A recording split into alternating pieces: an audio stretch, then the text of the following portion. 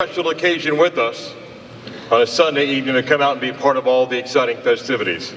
To make sure everybody's ready to go, let's get it going. Go Knights! Today's a special day for the UCF family. We welcome somebody back home to us. You'll hear from Coach Frost in just a little bit. It's an exciting time at UCF, and the individuals behind the scenes did their part to make today happen. It embarks on a new era of UCF football, but yet it brings us back to a special time that all of us have incredible memories of. A national championship season in 2017, and here we sit 8 years later with an opportunity to have our program run by an individual that brought such great pride and represented UCF so well. The new era of UCF football begins today. Let's tell you a little bit about the people that are going to be speaking with us. Our president, our athletic director, made a commitment to find the best coach for this job, and they have found that person with us today. They will speak to you, and then you'll hear from Coach Frost. We'll give the media a chance to ask questions to him. We just ask that you please allow you to be recognized, and please state your name and affiliation that you are with when the Q&A session comes. Leadership's important at UCF. There's no question about it, and during our president's time here, he's made that clear, the role that football and sports plays in the brand that is UCF. Important to grow the UCF brand both locally, regionally, nationally, and around the world. His support for athletics and football speaks for itself. Please welcome to the stage the president of the University of Central Florida, Dr. Alexander Cartwright.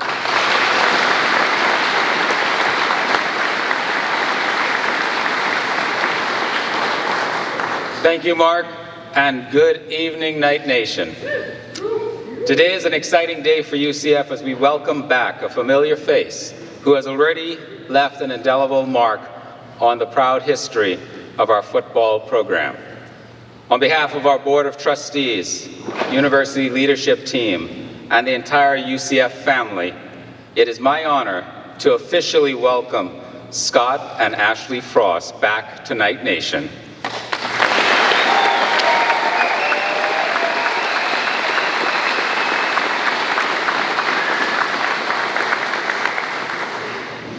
It is wonderful to see Scott taking on the role of our next head football coach. I want to take a moment to thank Vice President and Director of Athletics Terry Mohajir for conducting a thorough national search and for his thoughtful and decisive leadership in bringing Scott back to Knight Nation. Terry's hard work and vision for the future of UCF athletics continues to position us as a national leader both on and off the field. Scott's impact during his first tenure with the Knights is unforgettable. He built a culture of excellence that led our team to an undefeated season in 2017. But Scott's return is about more than past accomplishments. It's about the exciting future we know we will build together. As president, one of my top priorities is to ensure we foster a culture of leadership, innovation, and excellence in everything we do. Scott embodies these values and understands the passion, resilience, and commitment that define Knight Nation. His leadership will inspire our student athletes to achieve greatness on the field and beyond. We are incredibly proud of how far UCF has come in such a short time, thanks to the unwavering dedication of our student athletes, coaches, staff, donors, and fans. With Scott at the helm once again, and with the support of Knight Nation, I have no doubt our best days are ahead. Let's again give Scott and Ashley the warmest welcome back to UCF.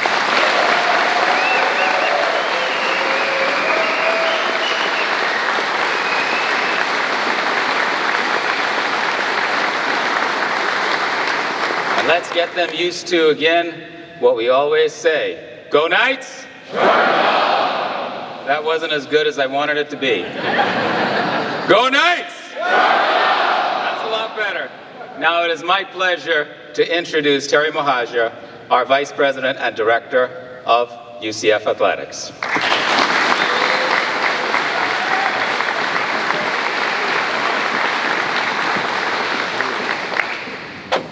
I think I can outdo the president on that one.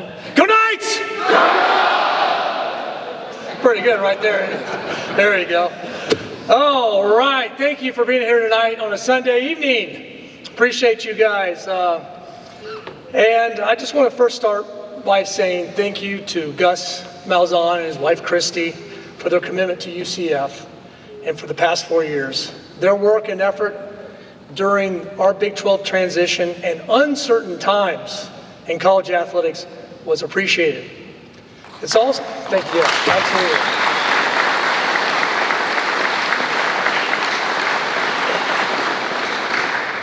I'd also like to thank you, President Cartwright, members of the Board of Trustees, that helped with this search process. No athletic director can do this on his own. It takes a university to help and support our efforts.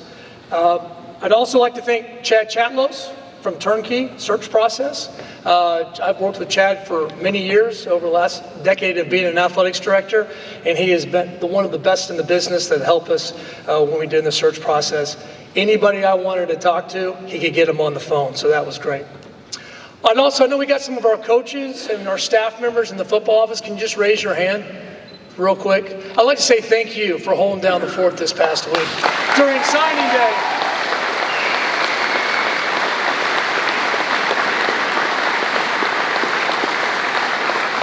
You guys did an amazing job in an uncertain time. I know it's very emotional during signing day, and I can't tell you how much I appreciate it. I'd also like to thank Alex Mathis and Deshaun Lawrence specifically, because I was on the phone with them a lot. And coaches, I'd like to have my recruiting rankings this past week be evaluated as well. So thank you for your help. I'm just kidding. We were on the phone with a lot of people this week. Today's a wonderful day for UCF football as we welcome back Scott Frost, his wife Ashley, and their 3 children to Orlando. Scott is no stranger to our community or proud tradition of competition built here. As a coach, he's embodied the spirit of and passion that defines Knight Nation. And his leadership during his previous tenure brought some of the most unforgettable moments in our program's history. His unwavering love for UCF makes his homecoming much more than a return to the sidelines. It's a reunion of the energy, the vision, the determination that unites us all as Knights. Throughout this national search, it became evident that Scott's passion for UCF was unmatched. His love for his players, his belief in the potential of this program made our decision clear. Scott's leadership and enthusiasm resonated with the values we uphold as UCF. He doesn't just want to coach football here. He wants to be a part of the community. He wants to inspire student athletes. He wants to carry forward the momentum that defines UCF football. In this country, no 2 athletic departments or athletics environments are the same. There are many variables and factors that equate to each institution's success. And we know Scott Frost thrived in the UCF environment. Most importantly, no one wanted to lead our program more than Scott. And that commitment speaks volumes about his character, his dedication, but most importantly, his love for UCF.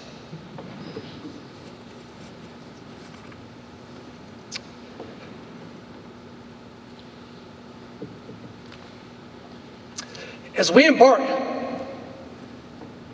on the new chapter together, we are reminded, sorry, I get emotional.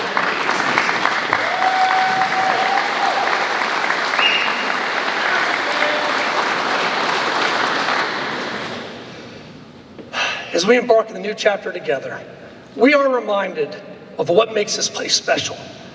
It's the people. It's you all.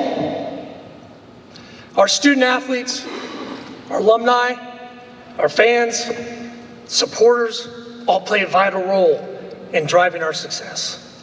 Scott's return signals a bright future, one where we can continue to dream big and achieve even bigger. With that said, I'm excited to reintroduce and welcome back your next head football coach, Scott Frost.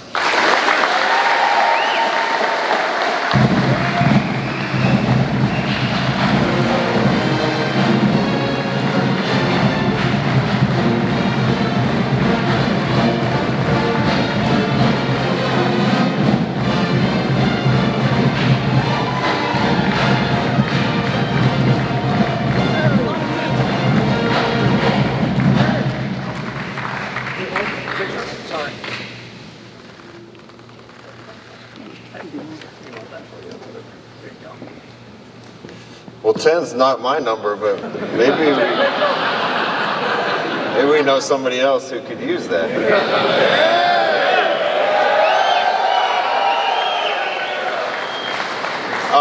I'm happy to be back. I can talk to you a little bit about this process, but first and foremost, I want to thank Terry and President Cartwright for giving me this opportunity. You know, life's funny.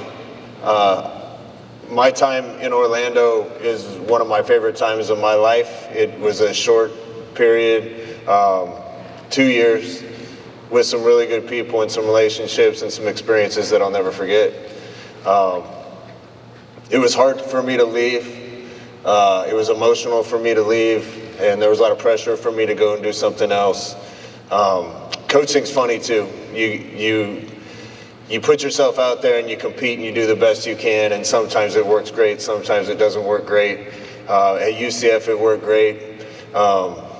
Sometimes it doesn't. And you take a lot of criticism, you take a lot of praise when things are going well, you take a lot of criticism when it's not. You take arrows, you take slings, you take cheers. I was in the NFL with the Rams. I'd like to thank those guys so much for they're kicking Buffalo's butt right now too, but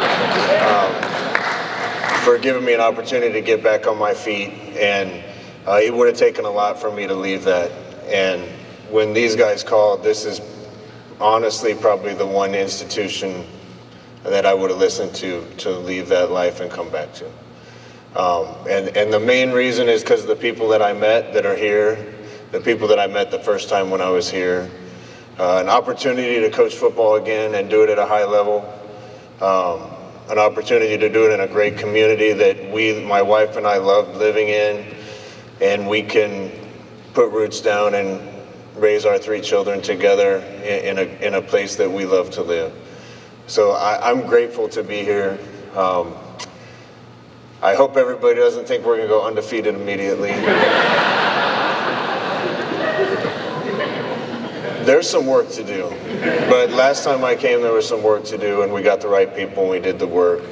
And as a coach, I just miss coaching. I miss being around these young guys and making a difference in young people's lives and a campus and a community.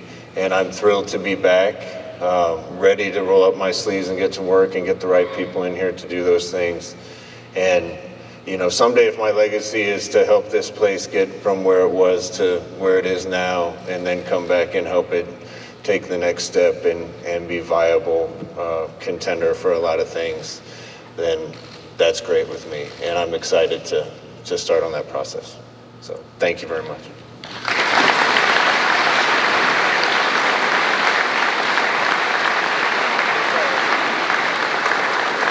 I think we got a mic out there. If we have a mic, if you have a question to ask, please let us recognize you and a name and affiliation. So to the front right here. Sure. Go down to Jamie at the end. Next. Yeah. Right behind you, Jamie. To your left is the mic. Go ahead. Jamie Say, WKMG. Scott, welcome back. Does this moment feel surreal to you at all? Yeah, it feels surreal. It feels like it was 100 years ago and yesterday at the same time. You know, pulling back on campus, and I parked in the spot I parked in for 2 years.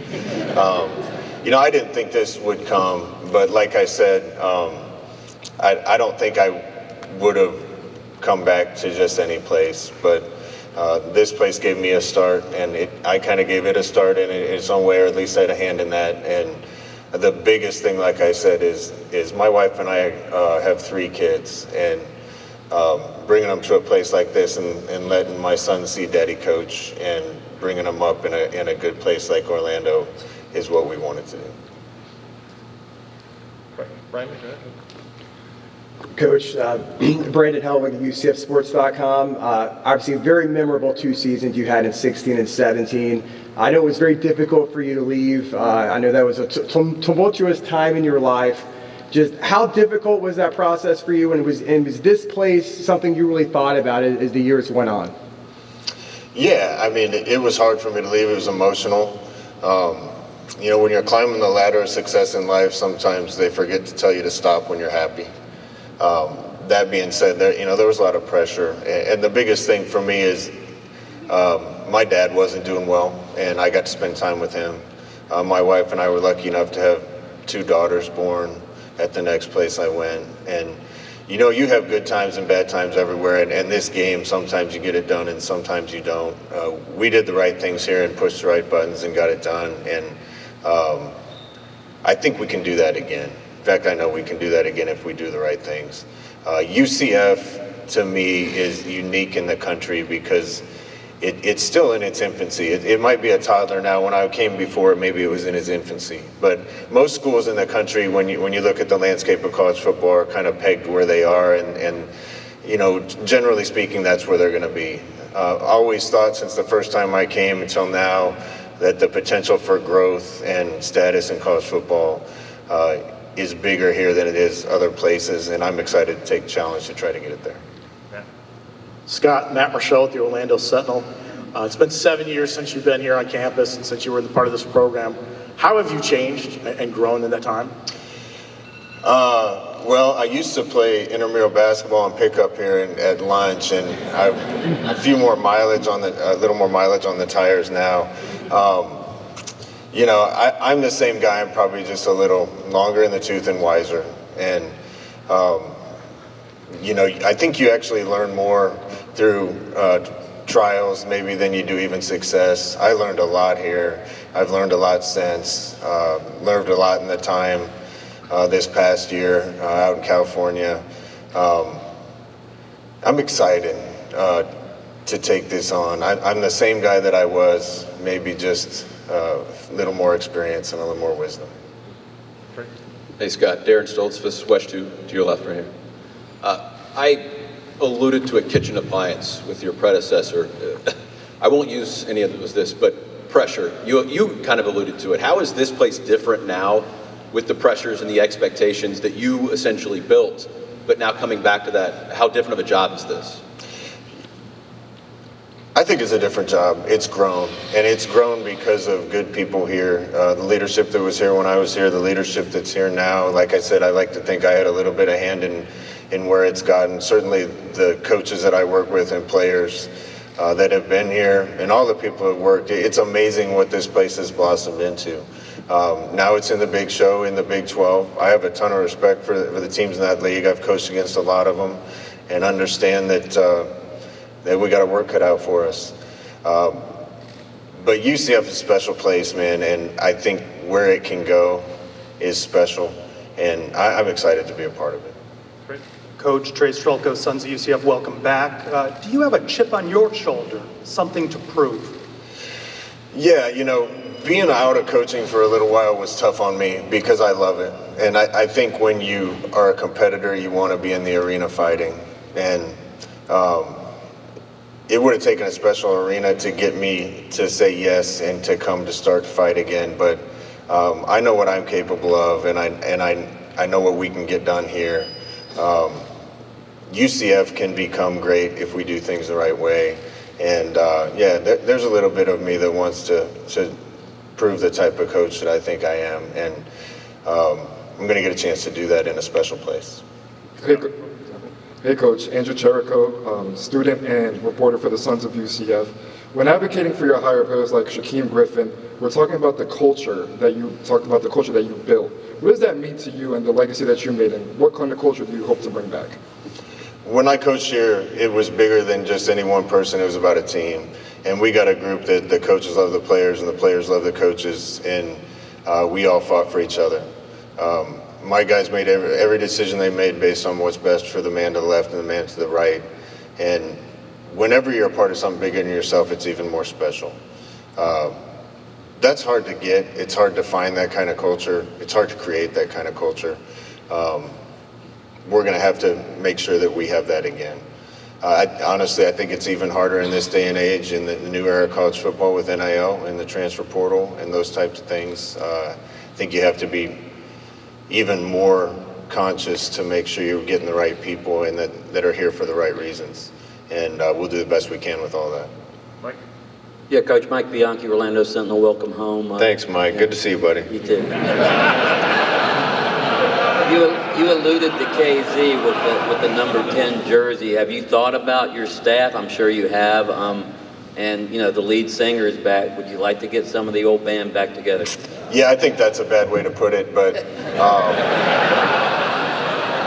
I'm not great at holding the tune, and some of those guys, you should hear them in the locker room. It's not good. Usually when you're going to get one of these jobs, you have a little time to think about it and you're prepared. This kind of came up to me pretty quick. Nobody was expecting this job to be open, and I certainly wasn't in a place where I was hunting for anything. I'm here because this one's special to me, and I want to help try to get it right again. I'm going to be a little more deliberate this time. We have more resources than we had last time I was here. I want to make sure I get the right guys, and there's a few pieces that I know that will be here that I definitely need to help me. Probably one that's already here and has been here a long time. And the rest of the pieces, I'm going to take my time and make sure we get the right team to do the work that we need to do. Don Struble, Black and Gold Banneret. Coach, obviously the last time you were here, you guys were in the AAC. The landscape for the program has changed quite a bit with the transition into the Big 12. What lessons did you learn coaching in Power 4 that you hope to bring here, and what strategies from your last tenure do you hope to keep? Well, you learn every time you coach. I mean, if you're not continuing to learn, then you're falling behind. And circumstances are different every time you get a job, and even at an individual place, the circumstances that I'm taking over for are different than what Gus took over and what Hype took over and what I took over the first time. And you got to do things right, because winning's not easy. Like I said, I have a lot of respect for this league. I have a nephew at TCU. I've lived in Texas and seen what Baylor and Houston are, coached in the Pac-12 against Utah and Colorado and BYU when I was in Northern Iowa and Arizona State. Not to leave anybody out, but, watching Cincinnati and West Virginia, I know what kind of league this is. Honestly, from afar, watching UCF and rooting for them every chance I got, I figured there might be some growing pains when you leave the AAC and go to the Big 12. First year it kind of didn't look like maybe that would happen, but it has a little bit.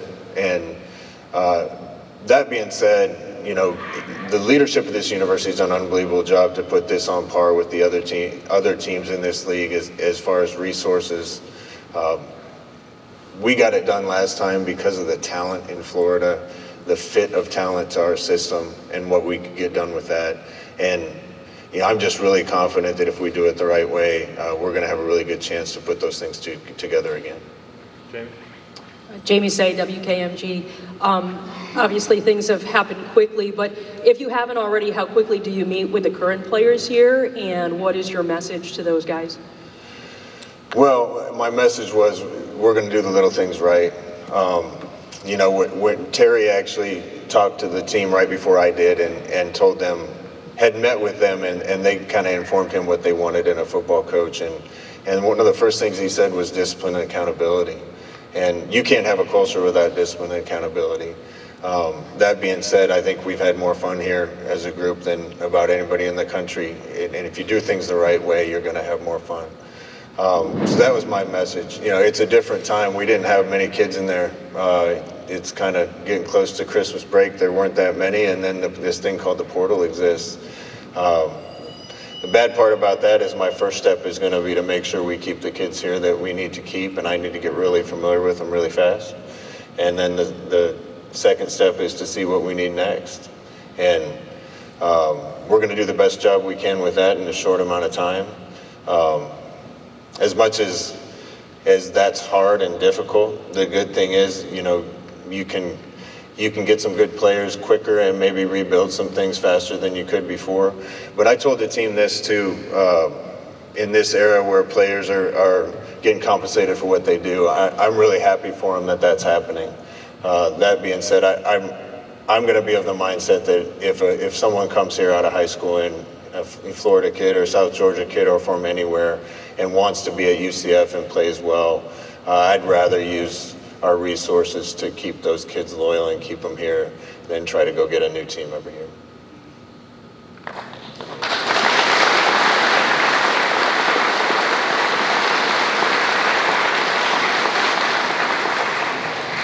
Coach, Stephen Leonard from Knights 24/7. Yeah, you talked about getting that Florida talent in. You had some limitations recruiting-wise, being a Group of 5 team when you were here last. Now you're in the Power 4. What do you expect recruiting to be like under you without those limitations?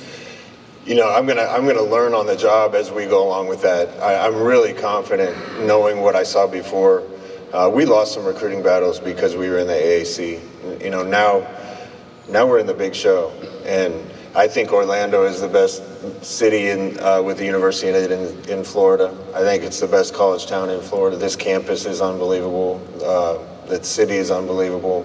And now we're on par with everybody else. You know, in my interview, I kind of talked about this with the guys, but even when we were in the AAC, we went right here in Florida and found some guys that maybe got overlooked by other people. We found Gabe Davis right up the street and Tristan Hill, and they had found Traquan Smith, and we found Richie Grant in the Panhandle.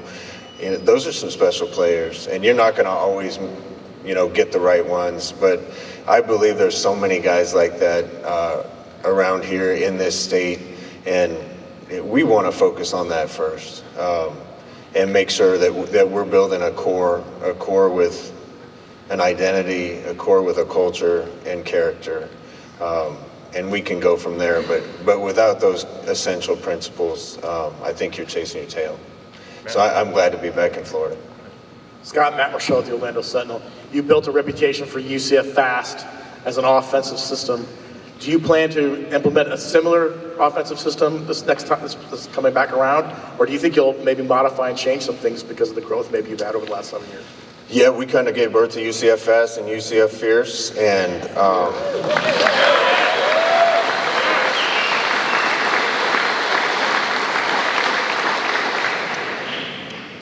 that being said, we're going to do what's smart, and I'm going to put a team together that does things that's the smartest way that we know how to do them. I think there's a time for some of the things we did when I was here. I've certainly learned some other things. Been in a league where, you know, going fast all the time doesn't make sense because your defense is out on the field too much. You know, I need some time to really study this league and take a look at it, see what we have on our roster, and run what's best to try to give us a chance to compete with the teams in this league with the talent that we have. Coach, to Mars Hill, Elite Empire athletes, during your time here when you first were at UCF, you created a true culture, a true identity that the UCF fans are kind of expecting now. Again, you kind of created this monster. What challenges do you feel now that we are in the Big 12 that you will face, but also keeping that same identity that you built before, kind of having that chip on your shoulder, that underdog being in the AAC, and not just feeling like you arrived since we are, like you mentioned, in the big show? You know, when there's a heavyweight title fight and one fighter wins and the other loses and they have a rematch, it's never the same fight. We're running this back, and I made a decision to bring my family back and run this back. You know, it's not going to follow the same script, and we're going to have to make good decisions and do things a little bit different to get it there. And I'll tell you, to get the culture we had, there were some growing pains. If you got the true story from the guys that were here, it wasn't all easy. We had some issues. We had to make some tough decisions, but we got it there. And I'm going to make sure the right guys are here on campus with me to make sure we can get it there again, however long it takes. Coach Frost, Trey Strelko, Sons of UCF. What was Terry Mohajir's vision or charge to you upon taking the job? Terry's passionate. I think you could see that when he was up here. I'm learning that fast. I'm really excited to have someone with that much passion and that in that role.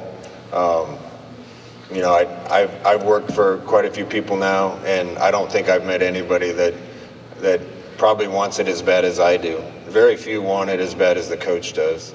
I think I'm going to have to up my game to make sure that I'm on his level. But I'm looking forward to, nothing can get done alone.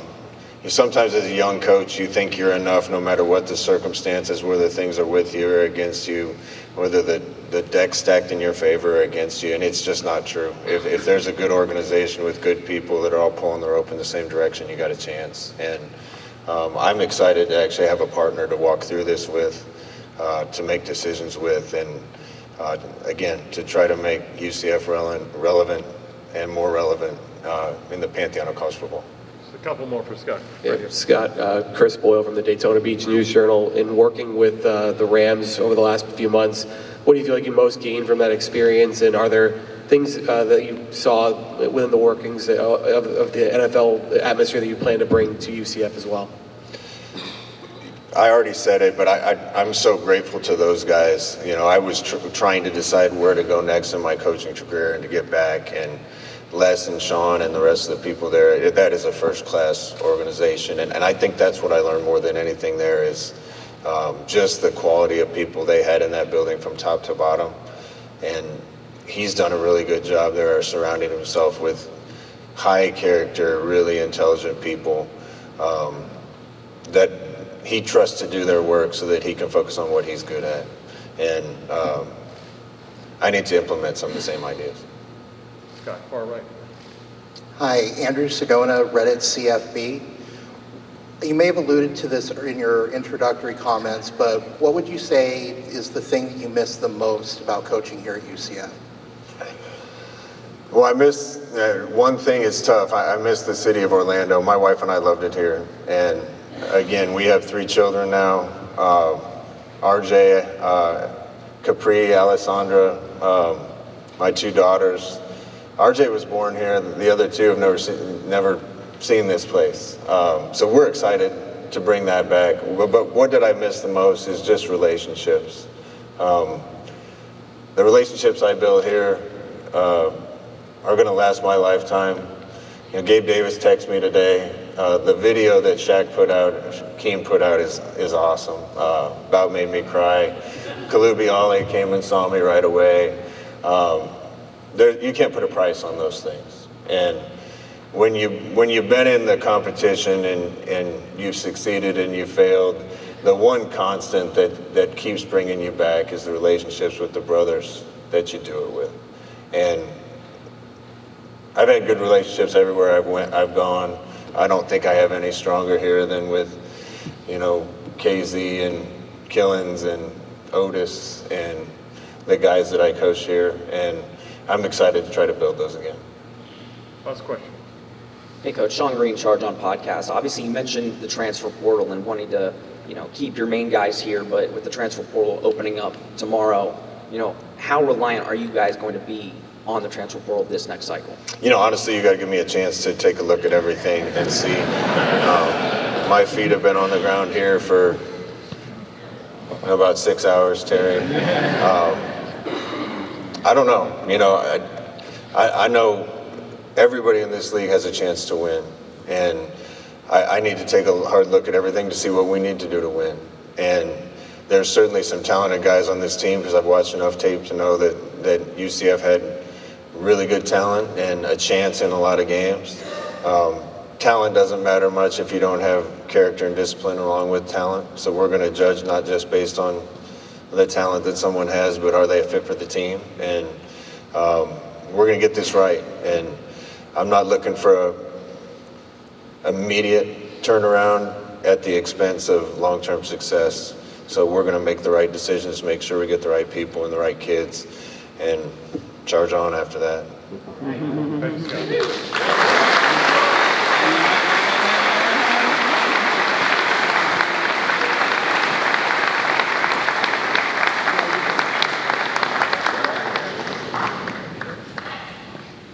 Next up, for questions and answers, same deal, please put your hand up. We'll recognize your name and affiliation. Please welcome Vice President, Director of Athletics, Terry Mahajan.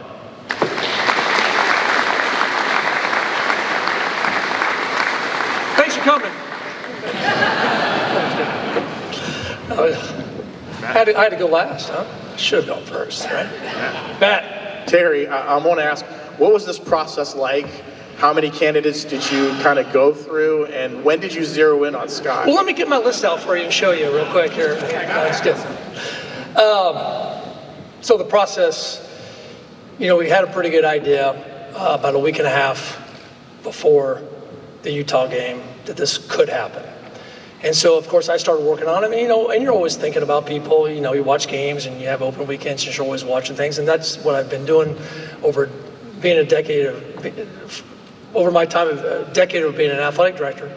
And so once we knew that it was going to happen, or it did happen, we went right in on Saturday. We went right into, trying to, finish up the process with Coach Malzahn, and then we start looking. And one of the first things that was important to me was to meet with the football team. So last Monday morning, I met with them at 9 o'clock, and I talked to them, and I told the whole staff, and why I appreciate the current coaches that are here tonight. It's very emotional right then. So if you see, give them a hug, and there's a lot of transition going on with them as well, and their families, and a lot of anxiety. And so I wanted to be sensitive to them as well. And so, but I also know that there's a lot with the players. And so I met with them, and I met the staff, and then I met with the players by themselves. And I talked to them, and I said, tell me some criteria, tell me some characteristics you're looking in a new head coach. Just me and the players. Nobody else was in there. And I wanted them to be able to speak freely, and they did. And that's what gave me my marching orders to go find the new head coach. And that's how the process started. Hey, Terry, Darren Stoltzfus, West 2, to your left. No. I'm in the middle. Oh, hey. You mentioned nobody wanted to lead this team more than Scott, but how important was it to do the national search and to go through everybody before you end up right back here? Extremely. You have to vet everybody. And we went coast to coast, and we talked to a lot of people. We talked to people in the NFL. We talked to people that are sitting head coaches, people that weren't head coaches, that used to be head coaches. We had a lot of people on our list to talk to, and that's why the first couple of days, to be very candid with you, the first couple of days, you basically are just vetting. I'm trying to update the president on as much as I possibly can, where are we, and all that stuff, and you basically just do research, and you're watching everything. I'm looking at analytics, I'm looking at interviews, I'm looking at success, I'm looking at past. That's why you have a search firm. They help them with background checks. All that's why a search firm is good to have, because they also know, and they've been in this process, and I feel like we had the best guy working with us. And so, I mean, we vetted hard, and then then I present X amount of candidates to this little committee, small committee that we had, led by the president. Obviously was the most important, as my boss, and the chair of the athletic association, and then we start from there. And then you kind of start narrowing it down and zeroing in. Terry, Trey Strolko, Sons of UCF. During your conversations with Coach Frost, was there a moment where you went, "This is my guy"? Moment? No, it's just a really good. Not a certain moment. Because I asked a lot of questions. I hope there maybe have been a moment when you thought, I was your guy, that you'd come here, right? Right? Maybe one moment, right? Many. No, I just, I really wanted to learn, when he was here. And obviously, we have a wonderful, that's why I got so emotional, because this place is so special, and the people are so special here, and he knows it. I know it. We all know it. All the leadership at this university knows it, and that's why it gets emotional when I look and see all of our friends out here. And we talked a lot about that, and we talked about some of the stuff that happened at his next stop, and we just kept zeroing in, and we had other candidates in the pool too that we were zeroing in as well. And I just think at the end of the day, this is the direction we wanted to go. Brandon Helwig, UCFsports.com. Terry, kind of along those lines, was there, I know Trey said about a moment, but what was Coach Frost's pitch? When did you kind of, what really sold you that was the right guy for this job? Well, I started talking to him 2 years ago when we and this is honest to God's truth, about being a possible offensive coordinator. So I started developing a little bit of a relationship with him. He wasn't ready to do it yet, so we've kept in touch. He's texted, we kept in touch. So this week, how many times do you think we talked? 5, 6 times? 6 or 7 times.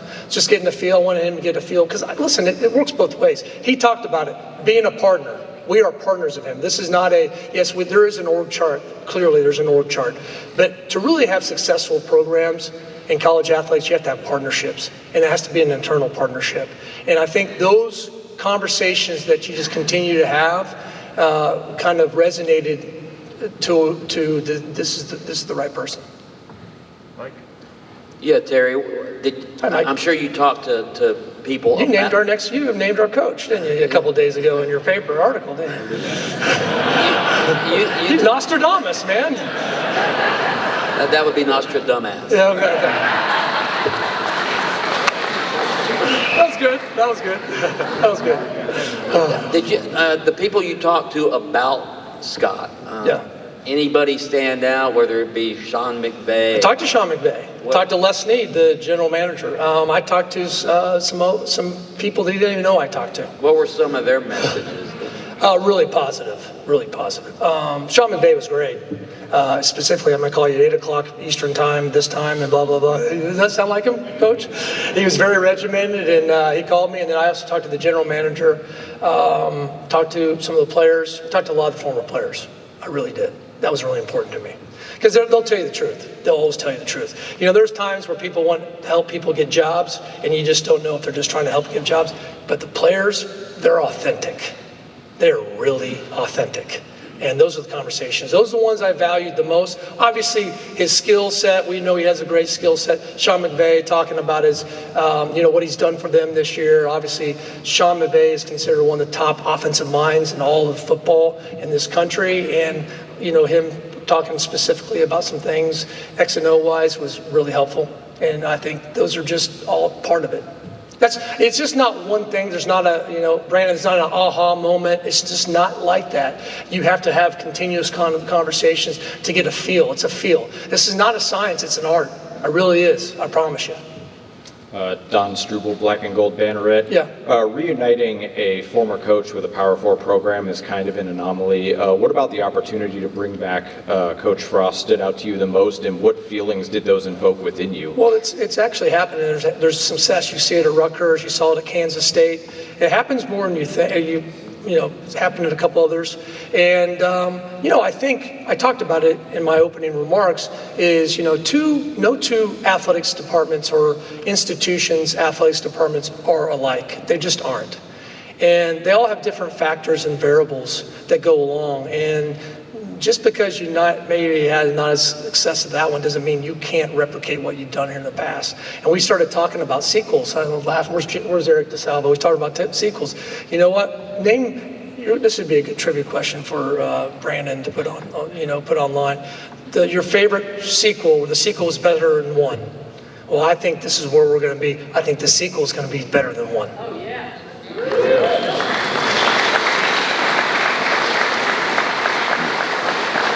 Rocky 2, Godfather 2, I started naming them all. So I was like, so the sequels was, so can you handle a sequel? Yeah, look at this sequel and this sequel and this sequel. And so we loved it. So.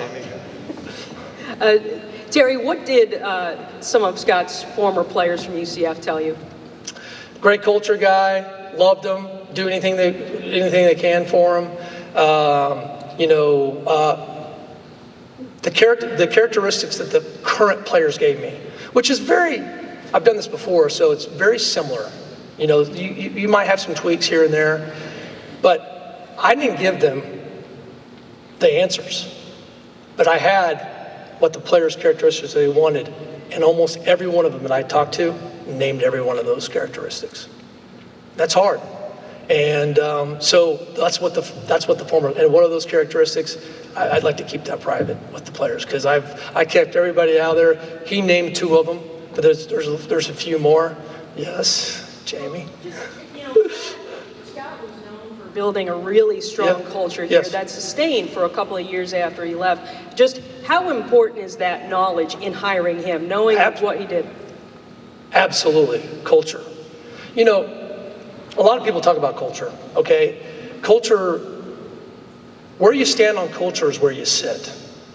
So some people may think culture is really good and you're not playing a lot, or you're playing a lot, and somebody that's a backup that's trying to get in the starting lineup may not feel the same way. But I think that's the question you have to ask. You have to ask the players, okay, yeah, of course the star player, he's going to say, we had a great culture.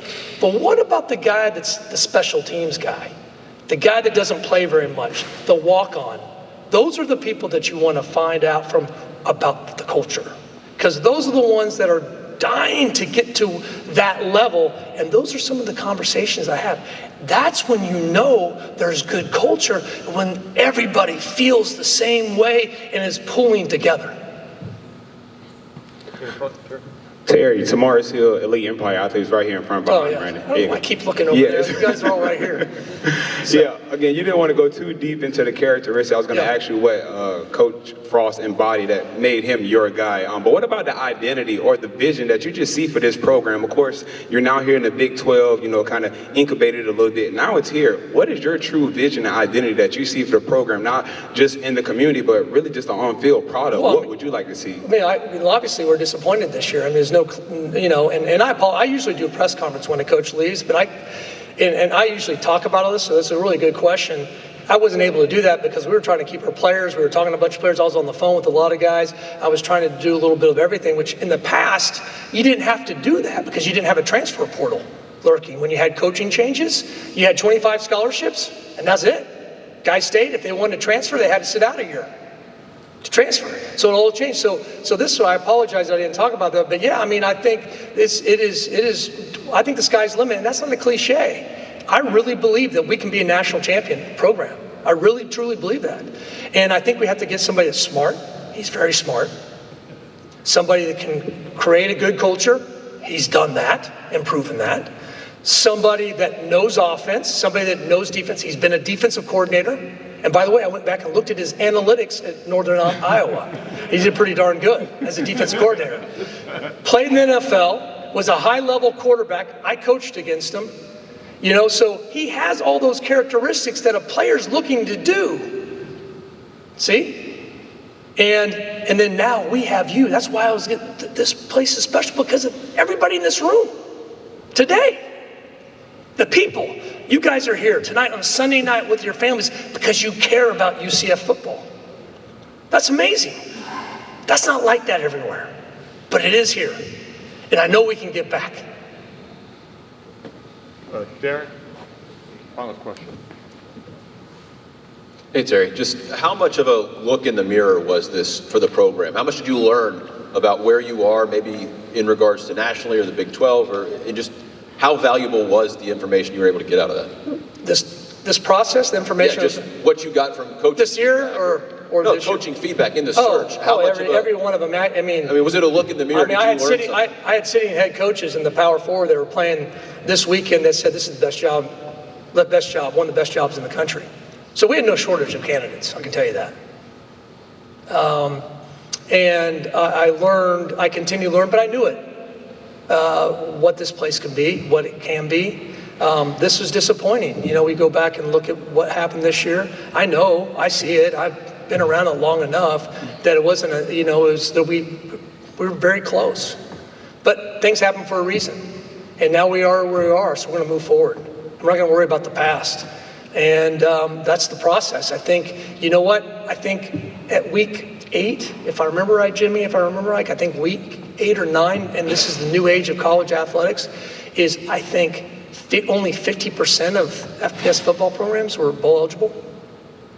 I mean, even this own state, I think we weren't, there weren't bowl eligibility until like the 7th or 8th week, maybe. I don't know.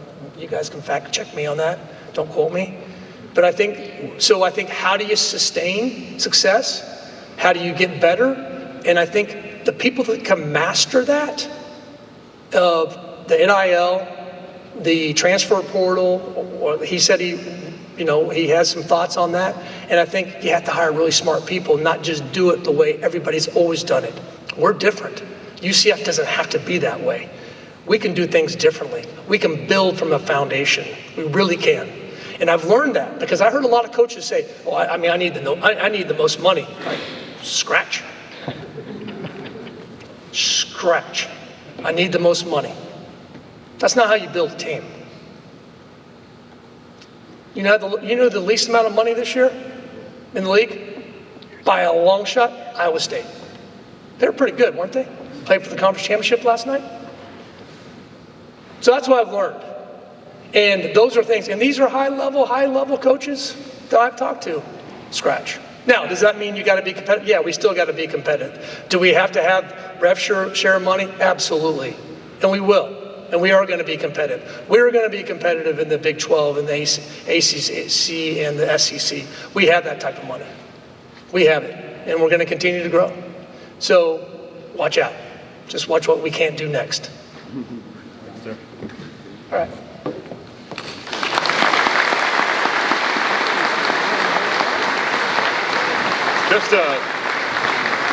Just a couple of quick things.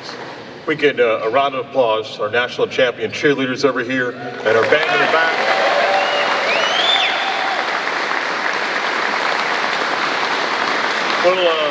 Little double duty with the basketball game today. Coach Dawkins right there. Congrats on a great win today. And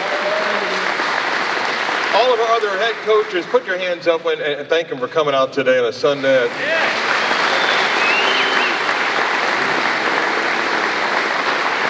To our Board of Trustee members also today, we thank you for coming out and spending time with us. Thank you to Dr. Cartwright and his lovely wife, Terry Mahajer and his wife. And we end up by welcoming Scott and Ashley back home. Thank you guys. Go Knights!